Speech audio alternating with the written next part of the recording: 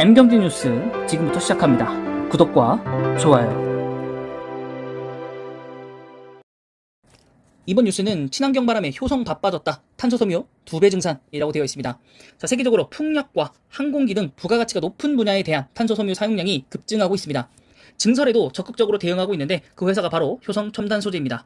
올해 7월에 6,500톤 규모의 생산 능력을 갖추게 됩니다.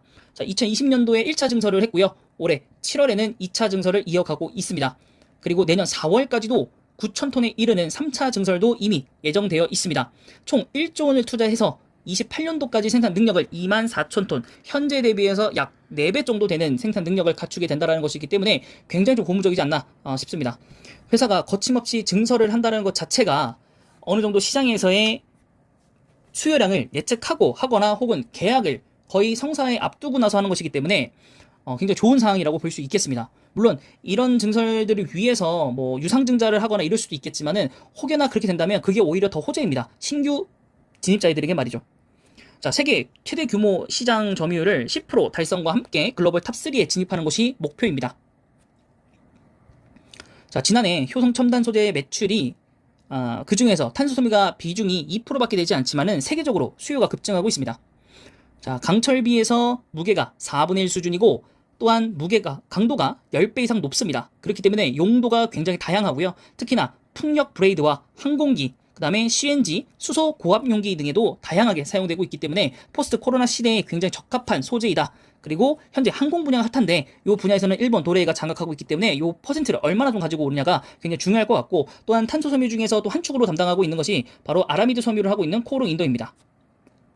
자, 그래서 두 회사 모두 제가 쇼트 영상으로 간단하게 먼저 두 회사 모두는 아니고 이 코오롱 인도 같은 경우에는 쇼트 영상으로 올려드린 적도 있고, 두 회사 모두 다 제가 과거에 보고서 영상을 다뤄드렸던 기억이 있기 때문에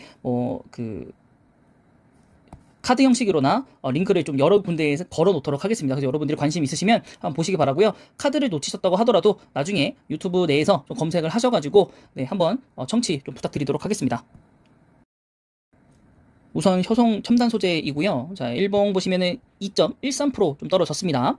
자, 바닥권 대비해서 좀 많이 올라온 상태이고요. 약간이 좀 갭을 띄면서 조금 뭐라고 할까요?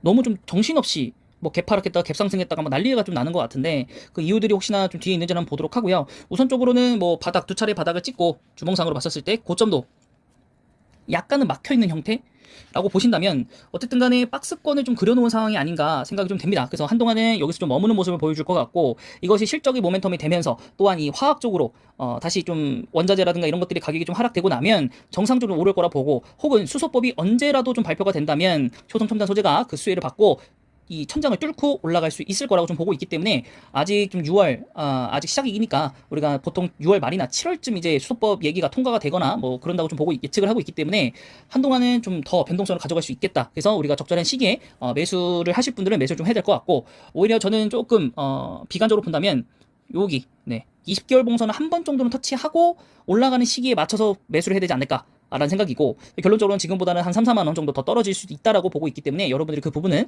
잘 확인을 좀 하셔야 될 것 같습니다. 아니면 그냥 5개월 전에 맞춰서 매수를 하시는 것도 한 가지 방법일 것 같습니다. 자, 2조 2,600억 정도 되는 회사이고요. 코스피 상장사입니다. 그래서 밑에 보시면 일단 매수 주체 보시면 외국인이 꾸준히 좀 팔고 있습니다. 하지만 이제 전체적으로 일주 흐름을 보시면은 외국인은 매수의 느낌이고요. 외국인 같은 느낌 기관도 마찬가지로 매수입니다.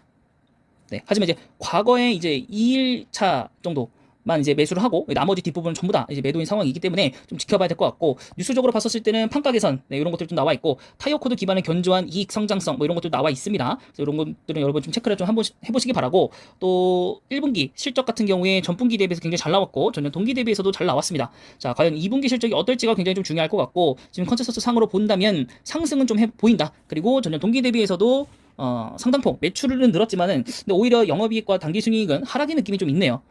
그렇게 한번 보시면 될 것 같고, 일단은 연간 대비로 봤을 때는 PR이 굉장히 좀 낮은 것을 좀 보실 수 있습니다. 그래서 또 배당도 뭐 10,000원 주긴 하지만 주가가 있기 때문에, 가격이 있기 때문에 배당률은 그렇게 좋지는 않은 겁니다. 그래서 그 부분들 한번 확인해 보시고요. 아무래도 조금 더 제 생각에 기다려 보는 게 좋지 않을까라는 생각이 좀 듭니다. 네, 그리고 이 효성 첨단 소재가 올라가면 당연히 지주사인 효성도 덩달아 올라가는 그런 느낌이 있습니다. 효성은 지주사다 보니까 여기도 마찬가지 박스권을 좀 그리면서 좀 횡보하는 느낌이긴 한데요. 과거에 지주사들이 모두 다 천장을 뚫을 때 같이 천장을 뚫은 기억이 있기 때문에 우리가 이 부분들을 좀 잘 맞춰서 효성을 사야 되지 않을까 생각도 하기도 합니다. 자, 외국인은 매수, 기관은 매도입니다. 네, 그래서 우리는 이제 효성 그룹사들을 조금 한번 더 봐야 될 텐데, 첫 번째 효성 화학을 먼저 보셔야 되고요. 효성 화학도 최근에 많이 올랐다가 다시 한번 떨어지고 있는 상황. 원자재라든가 유가 상승의 그 것들 때문에 지금 1분기 실적 굉장히 좋지 않게 나왔고, 다소 이제 유가가 좀 떨어졌기 때문에 유지가 되고 있기는 괜찮나 싶긴 하지만, 이게 언제라도 또 유가는 치솟을 수 있기 때문에 그런 이제 매크로적인 변수가 좀 남아있다. 효성 TNC도 마찬가지 상황입니다. 그래서 과거에는 굉장히 좋게 봤던 두 종목이지만은 시야가 사실 조금 많이 좋아지지 않았다. 그래서 오히려 효성 중공업이 굉장히 좋다. 네, 말씀드렸었습니다. 그래서 이미 천장을 뚫고 날아갔고요. 여기도 제가 꾸준히 여러분들에게 설명을 드렸었던 종목들입니다. 그래서 과거에 이미 설명드렸던 종목들이기 때문에 이미 수익이 좀 많이 나셨을 거라 봅니다. 그래서 혹시 매수하신 분들은 네, 굉장히 축하드리고요. 제가 이런 거 나올 때부터도 이미 여러분들에게 말씀을 드렸었던 네, 그런 종목입니다. 네, 1분기 실적 좋지 않았지만은 우리가 2분기 그리고 가면 갈수록 좋아질 거라는 거 이미 알고 있었기 때문에 네, 굉장히 좋은 종목이었을 것 같다라고 생각이 좀 듭니다.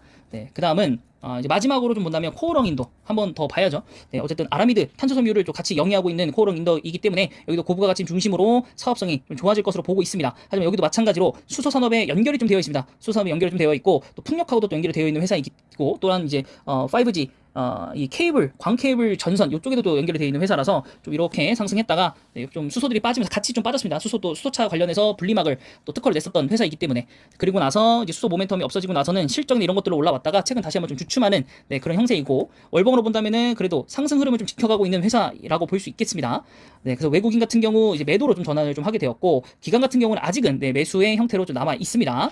네, 그래서 얼마 전에 이제 네, 요 광케이블용 아라미드를 이제 한다라고 여러분들에게 소개시켜 드렸고 그 전에도 여러분들에게 많이 설명을 좀 드렸었습니다. 여러 가지로. 1분기 실적 같은 경우 전분기 대비해서는 좋았지만 전년분기 대비해서는 막 그렇게 크게 나아지진 않았다. 라고 좀 보여줄 수 있겠고요. 2분기 때부터 과연 어떤 실적을 내는지 또 기초가 좀 주목을 해야 되지 않을까 싶고 또 PR, PBR 상태도 굉장히 좋습니다. 하지만 배당을 네, 다소 좀 아쉽다라는 점, 네, 그 부분들 한번 더 확인해 보시면 좋을 것 같습니다. 그래서 오늘 좀 많이 살펴봤지만 가장 중요한 것은 우리가 저점에서 하는 것이 굉장히 중요하고 수소법 이런 것들도 항상 법안 같은 건 뒤로 미뤄질 수 있는 이벤트들이기 때문에 여러분들이 단기에 수익을 내시기보다는 그런 법안들이 언제 통과되든지 간에 나는 꾸준히 사겠다. 네, 이렇게 하시면 될 것 같고 그렇기 때문에 뭔가 기대감이 있다가 떨어지는 효성 첨단 소재를 버티기보다는 효성을 좀 사셔서 좀 안정성 있게 끌고 가시는 것도 한 가지 방법이라고 생각이 좀 됩니다. 그리고 효성은 효성 첨단 소재가 가지 않고 효성 화학이라든가 효성 TNC가 그리고 효성 중공업이 간다고 하면 효성은 또한 이 부분에서 올라갈 수 있는 모멘텀이 있기 때문에 안정성을 중시해 두시는 분들이라면 효성을 추천드리도록 하겠습니다. 코오롱인도도 마찬가지입니다.